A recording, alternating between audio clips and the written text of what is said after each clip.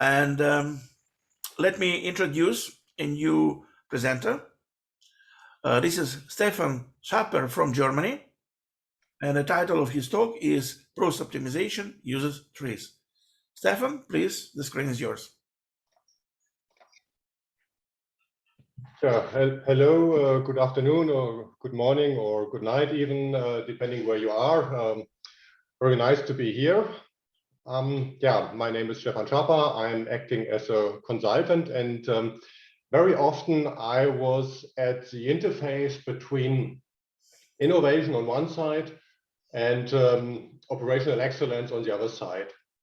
And this interface fascinated me a lot. I had many interactions here in the course of my career. And I was also always a little bit frustrated on the outcome of conventional operational excellence measures. So the kind of ideas that you find there is very often pretty similar. And so I've decided also for myself to employ techniques from the TRIZ toolbox in a pragmatic way. So really, let's say, hands-on in order to get better results here in business process optimization. Okay, so what am I doing? I'm not reinventing the wheel. So most of those tools are probably pretty much familiar for most of you. So as we have already heard, there is function analysis for processes available. There's training for processes available. And we have technological trends. We just, let's say, need to adopt it or translate it in some areas to the business process world. And also at the end, I will come to some examples. All right, so maybe first as an introduction to that topic, as already mentioned, there are obviously many operational excellence tools. There are methods like plan, do, check, act from the classical continuous improvement areas. There's Lean Six Sigma. There are means of business process management, managing life cycles of processes even. And let's say the more Japanese way of Kaizen, yeah, so leading a system or an area to a better outcome. Yeah, very good models. They provide a lot of transparency to a business situation. They enable operational models. They enable management systems by many KPIs, for instance. So it's, I think, absolutely useful to employ them, especially if you have a big operational base. However, the kind of ideas that come out of lean workshops, plan to check activities, and so on, yeah, the quality of ideas was not really satisfying me. And if you look, for example, in Six Sigma training materials, sometimes it even says there, if you want to have more on ideation, please look at TRIZ. Yeah, so I found that very interesting. So for me, a good motivation to apply TRIZ here. Usually I show this kind of graph to my customers. Probably I don't need to motivate you to have a closer look at TRIZ, but in some situations it must be explained and it must be justified somehow. And what I always say is, if you are doing brainstormings in the conventional way or workshops in the conventional way, you will always, yeah, have some results, of course. However, if the task is more challenging, more demanding, especially if you already had several rounds of improvements, you might reach a certain limit. And if you want to go beyond that limit, then you need a more systematic approach. And this is where TRIZ comes into play. In other areas, I also use other more systematic approaches like yeah, I don't know, design thinking, design sprints for some more user interface related processes. This also could help. However, especially if we have very complex and demanding problems, then I think there's nothing better than TRIZ. And also at the same time, I mean, it might take initially some more time to get people used to that, to have that level of abstraction sometimes. Nevertheless, at the end, it is still pretty much time saving, in my opinion. And at the same time, really increasing the quality of ideas. Yeah, this is more like what I also always say. If you are training a football team, and you are just, let's say, on a local level pretty successful, then I think you're fine with your conventional tactics. But if you want to play Champions League, then you want then you need to do a more systematic approach. Okay, so for those who are already familiar with those things, or who are for those of you who are already TRIZ level, matrix level 3 or higher, then of course this is more like a repetition. But yeah, it is worth spending some words on the use of function analysis for processes. So just as in conventional function analysis, you need to analyze all the different components of your system. The difference here is that you have to look into each process step, which is of relevance here. And here, you of course you do as you're used to it, to map the different changes executed in that function. So which parameter of a target component is changed here as a consequence of that function. The classification of functions, however, is a little bit different here. So as an additional dimension, you have got here the different types of functions, and this later on is helping you, for example, if you want to do trimming exercises. So if you have processes which are providing, makes a difference compared to processes who are productive or corrective. And you probably might recall that the providing processes are still subdivided, so you have supporting transport functions or measurement functions. And also, as in the conventional function analysis, you also have harmful functions, so something which is somehow harming the outcome of your process. Okay, so what is a productive function? So this is anything which is somehow seen on your final product. We know that from technical processes. So there you have, let's say, physical changes on a product. However, as we all know already, so this can also be part of a business process. So anything which can be seen on a service. So anything which the customer is able to notice, or any screen and a banking app or something like that. Yeah. So all those are then productive functions. So corrective functions. So in some cases you are doing something which is correcting some outcome from a previous step. And honestly, in business processes, we see that pretty often. Yeah, we will talk about that a little bit more in detail when we see the examples.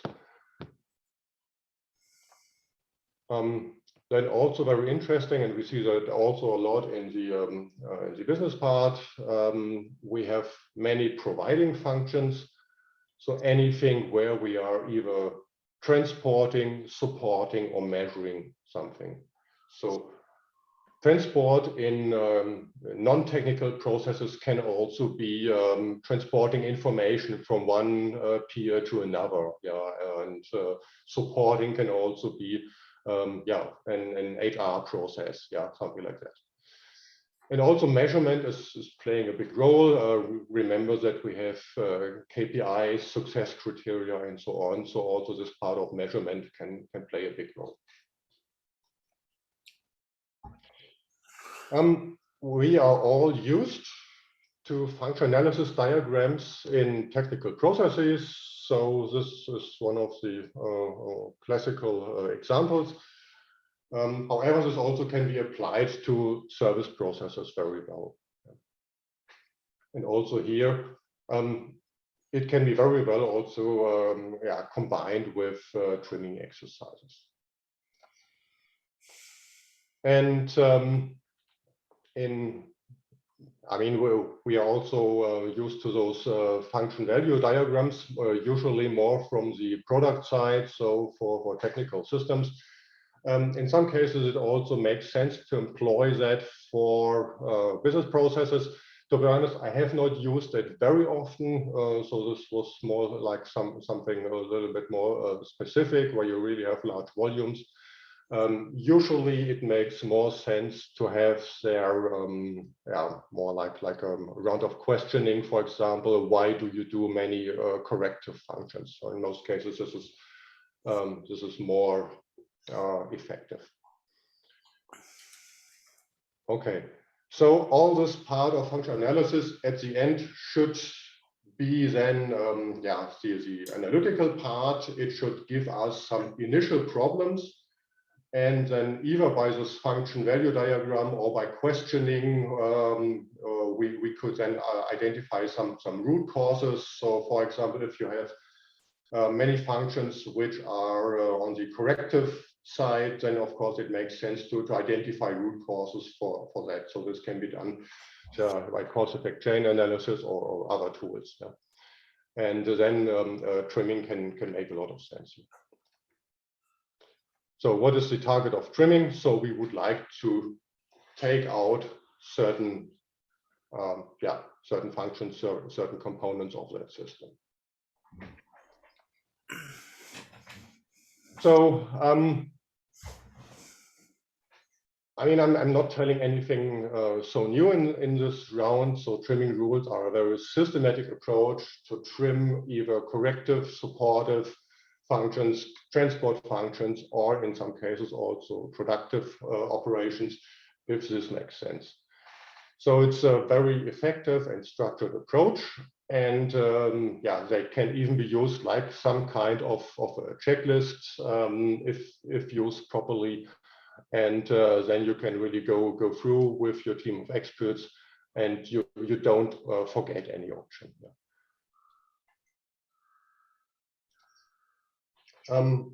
Also, just as a repetition for those who are familiar with trimming, but just for those who have not yet practiced it, it is a very interesting set of rules. So in total, there are, I think, 19 different rules for trimming functions. So just as an extract, I've just now taken here the part for corrective functions. So so in corrective function trimming, you have rules A to F, and here one more example, and we will see this in more detail when we go to the example section.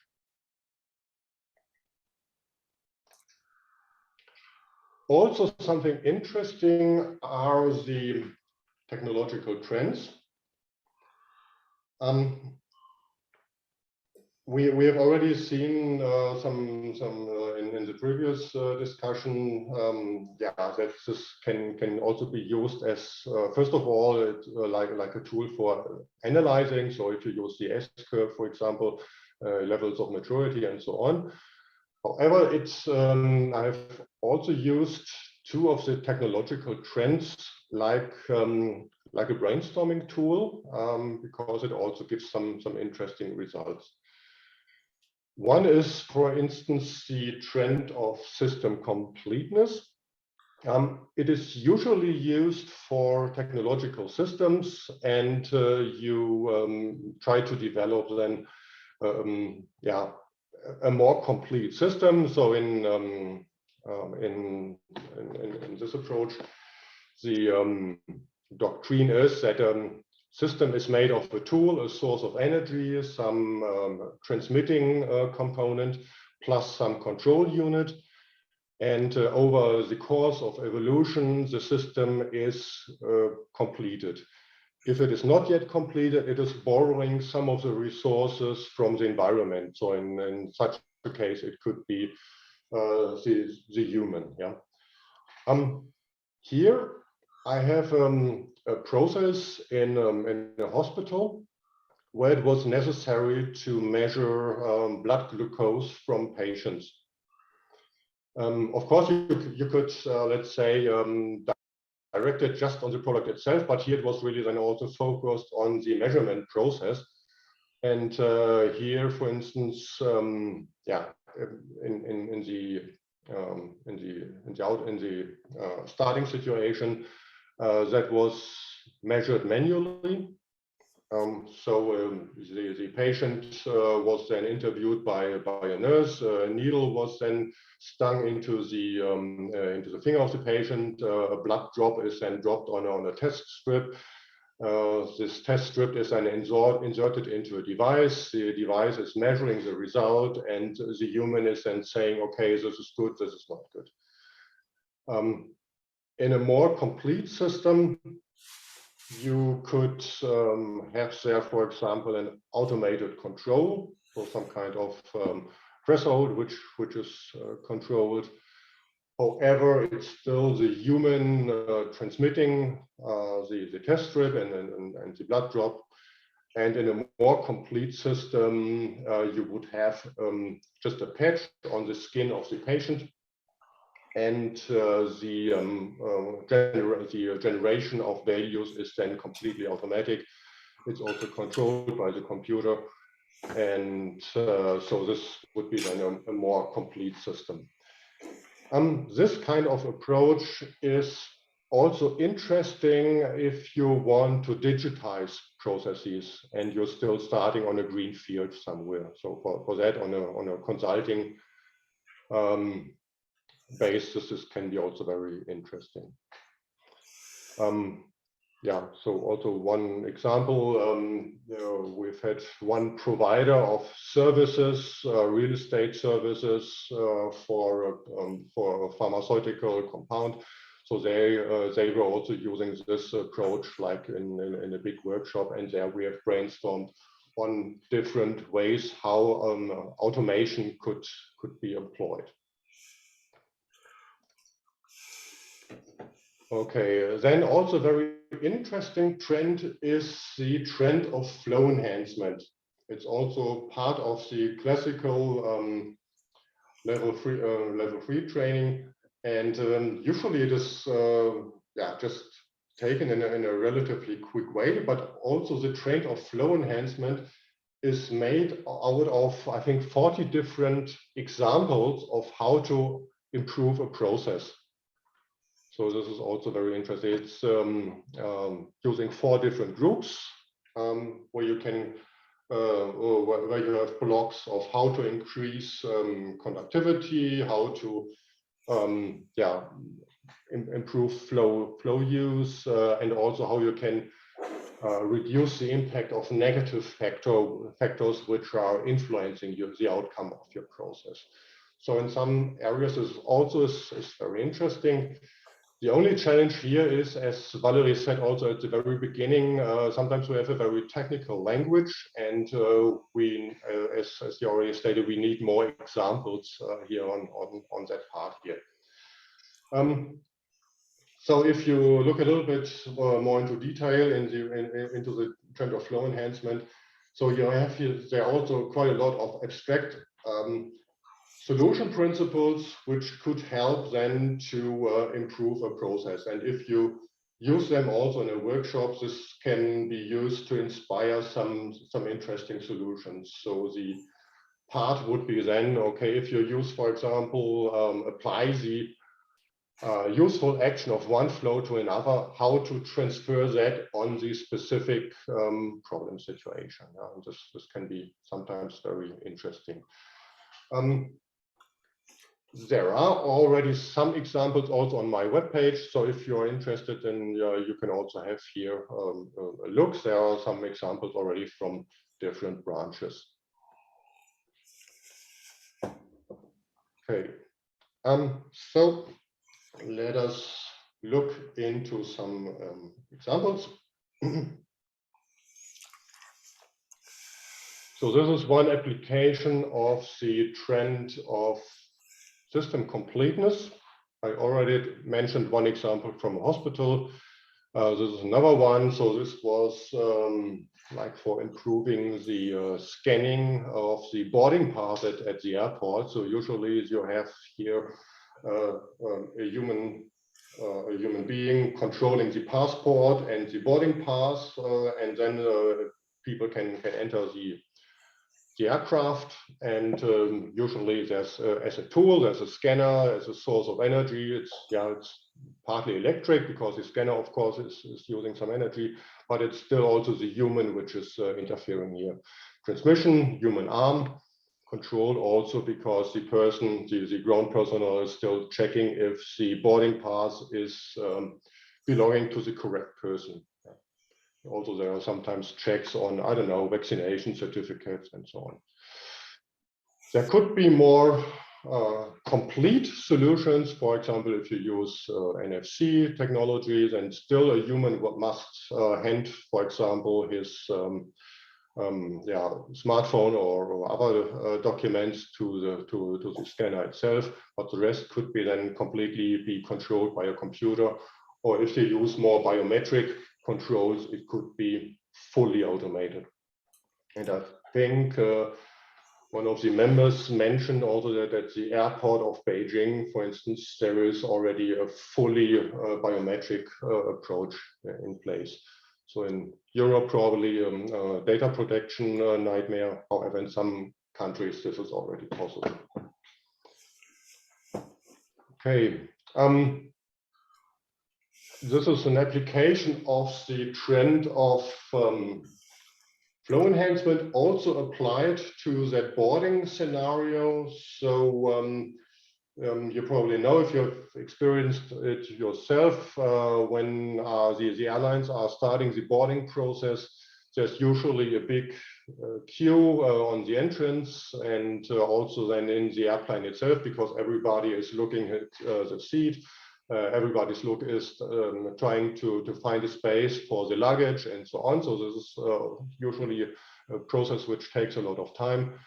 And so here this trend of flow enhancement also gave some very interesting ideas how to improve that process.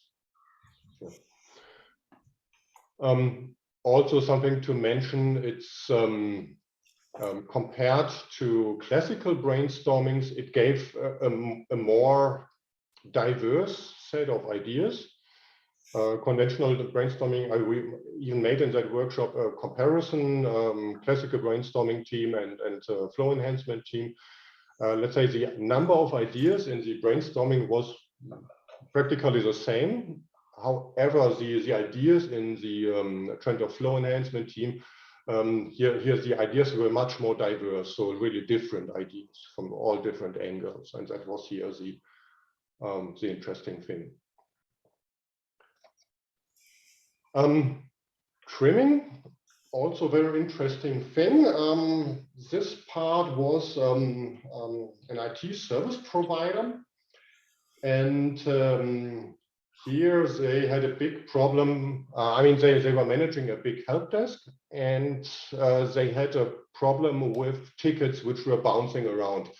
So first level was sending the teams to second level, second to third level, then third level had to say, okay, no, this is not my one. So the ticket had to be reassigned. And so they had really here an issue of the solution time, and also the quality of the solution. The users were also complaining that the solution came too late, and also it was wrong. Yeah. So there were also many interesting ideas, however, not so many. However, the whole exercise of doing a function analysis here plus trimming has raised so many questions that they said, okay, Stefan, very interesting. However, we need a round of internal clarification on all of that. And because the whole exercise has really raised a lot of questions, and some participants already had some interesting ideas. Nevertheless, there was not an immediate conclusion on that one.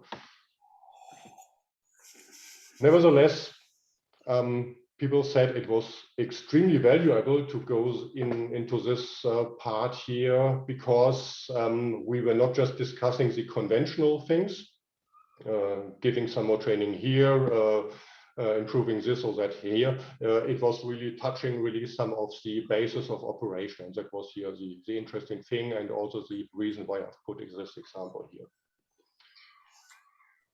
All right, so a lot of interesting things, in my opinion, to discuss here on the operational excellence side. In my opinion, the methodology of TRIZ can be widely applied in that field, especially if you had already several rounds of optimization in the past, and if you're really then touching the ceiling and you want to go beyond that ceiling, then I think it is definitely very interesting. As mentioned before, there are also some more examples from different industries on my webpage. Also, if you like those illustrations, they were done by an artist I'm cooperating with, and there's also a very nice poster here on my website. So, and there's also currently a small discount. So thanks a lot for your attention, and I'm very happy for your questions. Okay, Stefan, it's great to see that you are coming up with TRIZ. And you probably saw that in my table, there were no mentioning like flow management, not mentioning of functional analysis for processes. The reason is that there is so far still too few information on that. Yes, if you try to find some cases, it is impossible. There are no books, there are no articles, although I believe that using function analysis for processes is very important, right? And especially it very well addresses businesses, because in business, everything about the process. And we can have a BPMN, for instance, to analyze the process, but also I'm thinking now about a combination of BPMN and functional analysis for processes. Also, some that makes it difficult is like 20 rules for trimming of all the functions. Well, I will check your website definitely, yes, for cases. And if you do more in this direction, please contact me, because that's very valuable information for development of business trees. Yeah, okay. Absolutely. I'm happy to discuss further, Yeah. so no problem. Yes. And I also noticed, yeah, it is definitely sometimes challenging. Yeah? However, really, let's say, challenging a process by classifying it already into productive, supportive, and so on is sometimes a very interesting exercise. Yeah. And it really helps to ask questions that nobody has done before. So this is something I noticed. Yeah. And yeah, trimming is definitely challenging. The challenging part is not so much the application of it. It is more like getting people used to that abstract solution principles. This was my observation. Yeah, that's right. That's right. Okay, there is one question from Hans-Gert Grabe. Flow enhancement. Does this also work for flows that are not already in a channel? Flows in channels are quite complex system constructs yet. Yeah, it's a good question, and also not so easy to answer. I mean, sometimes, especially in business, you don't always have a channel. You have more like a network, right? You have things connecting to each other. However, if you use or if you imply that each part of that network is a separate channel, then I think it can work very well. Yeah. Okay, thank you. Any more questions?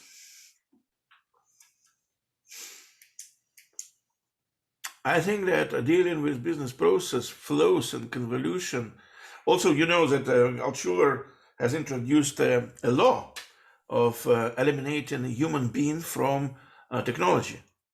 So, and now what I showed the chart in the very beginning, when the working labor force is reducing threefold, and it will go to zero when we will have complete automation lines, production lines in medicine. For instance, we have a lots of measurement and corrective functions, and all of them can be actually eliminated with Industry 4.0, which is now enrolling. Yeah. That's will be a real change, a real big revolution. Yeah. And the law of the system completeness, it is correct, and the law of convolution, the law of eliminating of a human being from a technical system, they are all. Altshuler was right, in fact. He was genius, no doubt. Yeah. And everything goes this direction.